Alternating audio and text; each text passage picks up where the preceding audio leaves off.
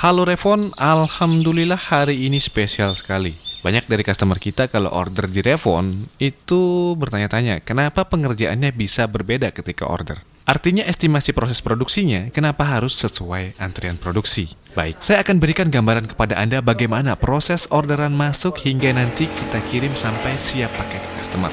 Pertama, semua proses order 90% adalah produk customized, made by order. Artinya rata-rata yang order ke Revon adalah produk custom yang menyesuaikan dengan kebutuhan dapur customer.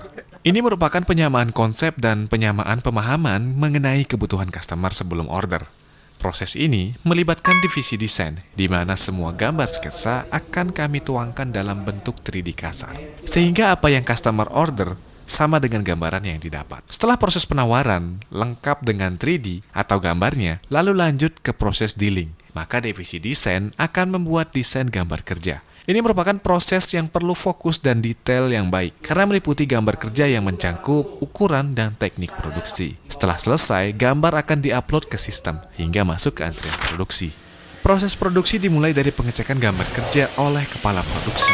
Ini dilakukan untuk make sure ukuran, dimensi, model, dan lainnya. Setelah proses pengecekan clear dan fix, maka proses produksi akan lanjut pada divisi pembahanan. Ini adalah proses menuangkan gambar pada material berupa plat stainless atau lainnya. Di sini akan ada proses pola, cutting, bending, hingga ke proses akhir sampai menjadi bahan material siap produksi. Setelah dari pembahanan, proses selanjutnya adalah bagian welding. Ini adalah bagian pengelasan yang dikerjakan sesuai dengan gambar kerja dari bagian desain.